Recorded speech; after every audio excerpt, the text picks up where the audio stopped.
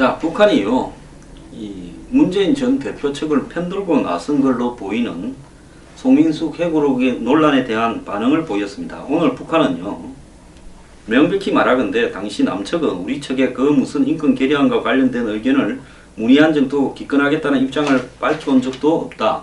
북한의 대남기구 조통이 대변인은 조선중앙통신을 통해 공개된 이 매체 기자와의 문답에서 야당인 더불어민주당을 우리와 억지로 연결시켜 종북으로 몰아대는 비열한 테러 행위다 이러면서 새누리당의 재집권에 유리한 환경을 조성하고 박근혜 역도의 특대형 부정부패 행위에 쏠린 여론의 화살을 딴 데로 돌려 날로 심화되는 통치 위기를 수습해 보려는 비열한 모략 행동이다. 이렇게 이야기를 하고요. 또 한편으로 2002년 박 대통령의 방북과 관련 평양에 찾아와 눈물까지 흘리고 민족의 번영과 통일에 이바지하겠다고 머리를 조아리면서 거듭 다짐했던 박근혜의 행동은 그보다 더한 종북이고 국기문란이다. 이렇게 정리를 했습니다. 자, 이렇게 한 내용은요, 결국은 북한이 이 현재 남측에 돌아가는 꼴을 보니까 최순실과 문재인 문제 이 두 가지를 놓고 보니까 최순실 쪽의 비중이 커지면서 문재인에 대한 비중이 적어지니까 이제 확실하게 문재인 편을 들고 나선 겁니다. 자, 송민순 장관이 자기 회고록에 그렇게 열거했고 국정원장도 그럴 것 같다라고 했고 그 문제뿐만 아니라 14남북 이 선언의 합의문을 만드는 과정에서 이 3자 혹은 4자 무슨 평화협정 이번에 논의되는 그런 부분에 대한 이야기가 있으니까 송민순 장관이 당시에 남아서 평양과 연락을 하던 문재인 비서실장한테 뭐라고 했습니까? 제가 아까 이야기를 하지 않았습니까? 비핵화를 전제로 한 평화협정이라는 비핵화 전제를 넣고 3자 혹은 4자를 그렇게 하지 말고 관련 당사국이라고 이렇게 넣자고 했는데 거절당했다고 하지 않습니까? 근데 문 전 대표요, 무슨 말을 지금 하고 있는가 하면 종북 공세 끝장을 보겠다면서 최순실 논란이 확산되고 회고록 사태가 이렇게 언론의 지상에서 다루어지는 부분이 주춤해지니까 또 여론이 자기한테 크게 불리하게 돌아가지 않는 것 같으니까 다음 달에 신안보 정책을 발표하며 북한 인권 문제에 입장을 표명하겠다는 건데, 이런 신안보 정책이라는 것도 궁극적으로는요, 이 무슨 북한에 대한 어떤 이 대응 방침을 노무현 정권이나 지금 한국의 야당 친노 친문이 가지고 있는 이런 부분을 고쳐가겠다라는 게 아니라 말만 신안보 정책이지 실제는 진정한 안보는 평화이며 평화는 경제발전의 토대다. 북한의 비핵화를 위한 대화 그리고 남북 교류를 통한 경제 활성화 등 평화론을 갖다가 이야기할 거라는 겁니다. 그래서 안보론이 아니라 안보 위태론이라고 봐야 될 거라 저는 생각을 하고 있습니다. 자, 그러면서 본인은요, 이 부분에 대해서는 말을 하지 않으면서 얼굴에 화색이 돌고 있고 자신에 대해서 종북 낙인 찍기를 갖다가 그만하라 그러면서 자신은 부끄러움이 하나도 없다. 그리고 사소한 문제를 가지고 이렇게 종북 낙인을 찍는 부분에 대해서 구시대적 색깔론을 땅에 발을 붙이지 못하도록 결연하게 앞에서 투쟁하겠다. 그러면서 기억이 안 난다라고 말한 데 대해서 무엇이 문제인가? 나머지 사실관계는 회의 참석자들이 메모 등을 근거로 밝힌 그대로다. 이렇게 이야기를 하고 있습니다. 자, 야권 단체나 여러 군데에서도 문재인 대표의 이런 행동을 걱정하고요. 제가 오늘 야권 성향의 이런 정치 평론가 몇 사람하고 자담회를 가졌는데 거기서도 문재인 대표가 저런 식으로 하면 안 된다라는 이야기를 하고 있습니다. 자, 이 부분을 북한에 물어보자고 했다라는 부분을 사소한 부분이라고 하면서 사태의 심각성을 이렇게 외면하고 본인이 변호사이기 때문에 변호사가 검찰에 불려갈 피의자들한테 뭐합니까? 불리한 거는 기억이 안 난다라고 하라는 말을 그대로 지금 문재인 대표가 하고 있지 않습니까? 사실 대통령 후보가 이런 안보관을 가지고 있고 그 안보관을 갖다가 과거에 정권의 분위기가 그래서 내 사실 이 대북 문제에 대해서 전문가도 아니고 잘 모르는데 비서실장을 하다가 분위기에 얼렁뚱땅 따라갔는데 지금은 절대로 그렇게 생각하고 있지 않다. 과거의 행동에 대해서는 잘못한 거라 생각한다. 이러면 또 끝날 수 있습니다. 그런데 보세요. 자신의 지지층을 결집시키기 위해서 그걸 절대로 그런 말을 하지 않습니다. 제가 문재인 대표가 이 안보관에 대해서 굉장히 조직적이고 차곡차곡 삶의 과정을 통해서 쌓여온 조직적인 스펙트럼을 가지고 있다. 그것이 우려된다는 겁니다. 이번에 이 해고록 내용이 우려되는 게 아니라요. 송희순 장관이 이야기한 앞에 이야기한 14남북선언 합의문에 대해서도 고치자고 하는 걸 거절했다고 하지 않습니까? 그래서 이분이 사드부터 시작해서 전시작전권, 주한미군, 그리고 MD, 더 나아가서 한일 군사정보공유협정, 한미일 삼각안보체제 구축, 대미국에 대한 관점, 더 나아가서 지난 이 통진당 해산에 관한 입장 문제, 그리고 국가보안법 문제, 강정기지, 촛불 시위에 관한 문제, 평택 미군 기지에 대한 반대운동에 대한 입장 문제, 이런 모든 입장 문제, 대북 정책에 대한 문제까지도 저는 문재인 대표가 국민 앞에 확실히 밝히지 않는다면 매우 문제인데요. 이런 부분이 이번에도 실패로 돌아갈 소지가 많습니다. 이제 이걸 부분을 북한은 그러지 않았다라고 잡아댑니다. 그러면 이걸 갖다가 이제 어떻게 입증합니까? 송희순 장관 자료 나와봤자 그 송희순 장관 자료는 개인이 만든 거다고 이야기하겠죠. 그렇다면 국정원에서 당시에 팩스나 이런 것들을 통해서 왔다 갔다 한 통신문을 국정원이 공개해야 되는데 국정원이 그런 문제를 공개하는 즉시 그게 신빙성을 제기하면서 정치 개입했다고 또 국정원을 끌어들여서 정쟁으로 몰고 갈 겁니다. 자, 그럼에도 불구하고 이 판을 이기려면요. 이 문제를 제기하기에 앞서 여권이나 새누리당이 지속적으로 문재인 대표의 안보관을 지난 NLL 논란에서부터 2013년 때 제시해야 되는데 그때도 국정원 댓글 문제, 최동욱 문제 이런 거를 갖다가 반격하기 위해서 또 꺼낸 겁니다. 선거 때 잠깐 썼다가 덮어놨다가 선거 이기니까. 이번에도 보면 최순실이 오니까 또 꺼낸 겁니다. 이런 식으로 하면 안 되고요. 새누리당이나 이쪽에 어디에서 지속적으로 이 문제를 끝까지 물고 늘어져야 되는 거죠. 그런데 정치 쟁점이 번졌을 때 그걸 덮기 위해서 이렇게 끄집어내면 어떻게 되겠습니까? 지금 새누리당 내부에서도 청와대가 위기에 몰린 문재인 전 대표 구출을 돕고 있다. 최순실이든 우병우든 문제가 있는 걸 온 국민이 뻔히 아는데 청와대가 모른 척하니 여당 의원들이 어디 가서 무슨 말을 하겠냐. 확실히 문재인을 보낼 수 있는 호재를 그냥 날아가게 만들고 있다. 지금 이렇게 하고 있는 겁니다. 제가요. 이걸 하지 않으면 문재인 문제에서 이기기가 어렵다라고 몇 번째 이야기를 했습니까? 자, 이제 최순실이 덮으려고 경까지 나와버렸습니다. 문재인은 지금 희희낙낙하고 있습니다. 이거 다 누구를 욕해야 돼요? 문재인 욕하기 전에 저 사람은 자기 입장에서 엄청 잘 방어하고 있다고 희희낙낙할 겁니다.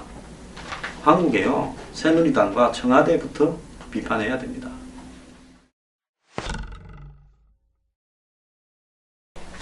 참말로 부끄러워서요. 정말 고개를 들 수 없을 정도로 나라가 개판으로 흘러가고 있습니다. 지금 뭐 정윤의 아버지가 박 대통령이 팔순 최순실 모친의 팔순 축가를 불렀다. 물론 대통령 되기 전에 이야기인데요. 정윤의 부친이 이야기한 정윤회가 대통령과 최순실과의 어떤 이런 권력 게임에서 물려났다. 이렇게 지금 이야기를 하고 있지 않습니까? 그러다가 오늘 아침에는 충격적인 이야기도 나왔습니다. 선데이 서울 같은 이야기인데요. 최순실 딸 정유라가 지금 독일에서 출산을 했다. 거의 뭐 기정사실로 확인되는 것 같습니다. 쥐같이 페이스북에 지난주까지 애를 갖다가 임신해서 25주 됐다고 초음파 사진을 올려놓고 절대로 애를 지우지 못한다. 지키겠다고 이야기하는 게 나왔습니다. 여기에 최순실이 딸이 임신할 수도 있죠. 이건 사적인 문제라고 봅니다. 그런데 문제는 뭔가 하면 최순실이 딸이 작년 6월에 출산했다 이렇게 나오는데요. 자, 한번 보십시오. 미러 10월달, K스포츠 11월달, 그 직후에 K스포츠 직원들이 독일에 가서 집을 구하고 호텔 등 집 4개를 사고 하는 과정이 작년 연말. 그리고 그 이후에 국내 대기업들을 갖다가 돈을 뜯어서 이 K스포츠 산하에 자기가 만든 비덱이나 블루케이에 계약을 하려고 했던 부분. 그러면서 최순실 딸내미 하나를 갖다가 독일에서 말 타는데 뒷바라지 하기 위해서 승마협회가 800억짜리 프로젝트를 갖다가 만들려고 해서 2020년 올림픽에 출전을 시키려고 했고 선수 12명을 뽑아서 4년 독일 연수를 기획했는데 작년 10월 선수 선발에 착수했지만은 거기에 불투명하다 해서 백지화됐답니다. 근데 이 800억이 미르 K스포츠 800억하고 비슷하다 이야기가 지금 나오고 있습니다. 자, 딸이 임신을 했고 이 사실은 숨겨야 애를 낳고 20살짜리밖에 안 됐는데 20살인가도 모르지만은요. 자, 이하여대에 면접을 보러 올 때 임신했던 것 같습니다. 자, 그래서 임신한 상태에서 작년에 2015년에 1학기를 다녔는데 제대로 다닐 수 없었겠죠. 그래서 학점이 0.11인가 뭐 나오지 않았습니까? 그러다가 2학기 때 휴학을 하고 이번에 2학년 1학기 과정을 갖다가 다니면서 이제 학교에 쫓아와서 지도교수를 바꿔 채우고 압력을 낸 결과 좋은 학점이 나가지 않았습니까? 그리고 여름 학기까지 했어요. 그 사이에 애를 낳았습니다. 자, 한국에 있으면 여러 가지 소리가 나올까봐 그래서 외국으로 가야 되는데 승마 국가대표는 계속 해야 되겠고 올림픽에는 출전해야 되겠고 독일로 갔습니다. 독일에 가서 뒷바라지를 하려다 보니까 말 타는 게 독일에서 얼마나 돈이 많이 들겠습니까? 그래서 말도 재벌이 사주고 승마장도 재벌이 사주고 그런 이야기들이 지금 나오지 않습니까? 오죽하면 삼성가의 딸이라고 국제승마협회에 그렇게 기재가 되어 있고 아버지가 정윤회가 대통령 보좌관이라고 기재를 하겠습니까? 자, 이러다 보니까 최순실은 뭐 테스타 로사인가 해가지고 자기 집 근처에 카페를 하나 열고 또 그걸 문 닫은 다음에는 또 딴 데다가 연락을 하고 거기에 정관계 온갖 고위 인사들이 출입을 했을 거고 실제로 모 회장은 법적으로 기소가 되니까 거기를 만나러 갔다는 이야기도 나오지 않습니까? 모 재벌 회장은 미러를 만드는데 10억을 냈는데 K스포츠에 또 내라니까 그거 못 내겠다 해서 올림픽 위한 자리에서 쫓겨났다 이런 이야기도 지금 나옵니다. 그 항공사의 프랑크푸르트 지사 직원은 청와대에서 전화와서 한국으로 와서 제주도 제일 좋은 데 갔다라는 이야기도 있습니다. 최순실한테 공항에서부터 잘해줬다. 프랑크푸르트 공항에서. 그런 이야기도 있습니다.